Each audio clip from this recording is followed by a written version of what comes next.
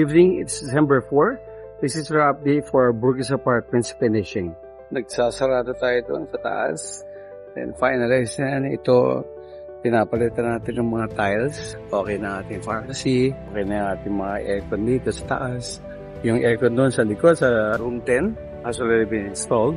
Our computer shop is operational. Ayan lang, sinasarado lang yan. Finish yan very soon. Ito, hindi natin sinasarado kasi we're still waiting for yung sa laundry. Lalagyan ito ng enclosure para sa laundry. Ito, finish natin ito.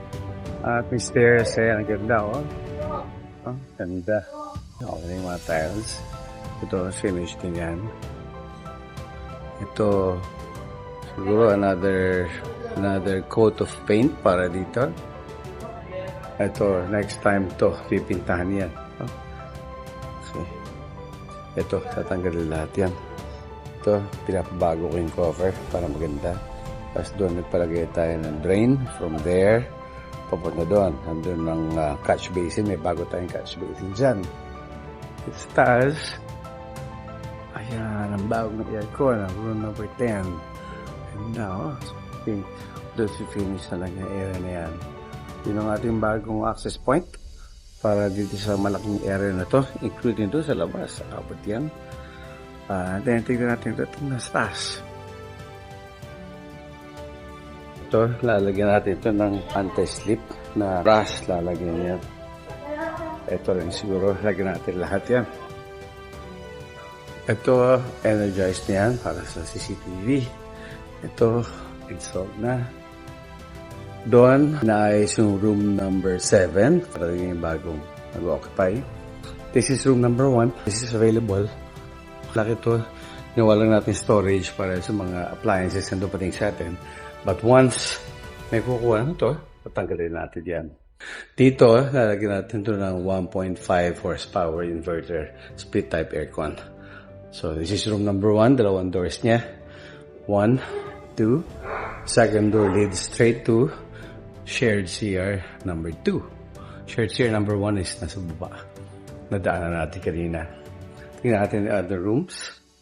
Room number 2 is occupied. Room number 3 is occupied. Room number 4 is occupied. This is the biggest room. The only room with its own CR. Room number 5. Room number 6. This is occupied, but soon this will be available by first week of January. This is room number 7. Ayan, room number 7 is nice. Look at that. Very, very nice. So, finish na siya. This will be done tonight. Kaya may aircon na siya. 1 horsepower split type inverter aircon. This is room number 8. Room number 9 is occupied as well. This is shared restroom number 3. So, ayan. Ang ating mga CR pala is dihulog ang coins para sa tubig nila. So, dito ka maghuhulog para magkaroon ng tubig dyan. Ayan. Kakatubig dyan. So, subukan natin. Hulog tayo dito. Naka-open ito. Walang water. Okay? Tignan natin. So, walang water yan. So, kung naghulog tayo dito ng 5 peso coin, okay, 5 minutes. Ayun. Ayan na. Nag-open na siya dito. Nag-open din siya doon. Ayan. So, nag-automatic yan. Pero dapat ito is actually dapat ito close yan. Close muna natin ito. So, close natin. Ayan, no? So, ayan. That's water.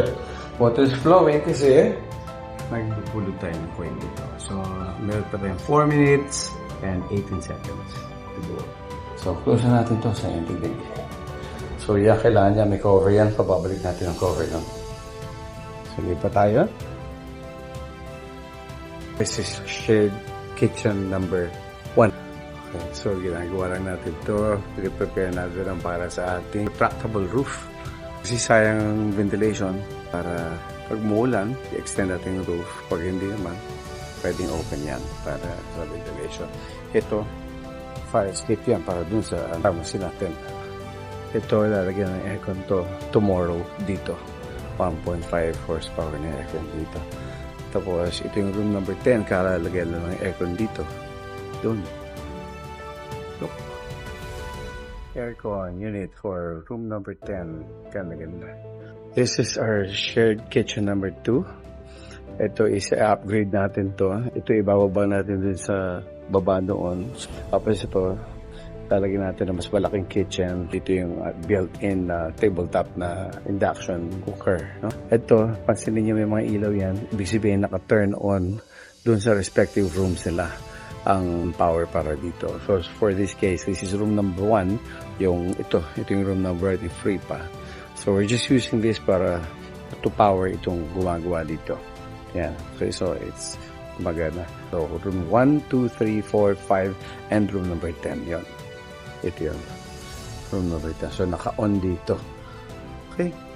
So today's December 4 and this is our update for our Burgess Apartments finishing. Till next time.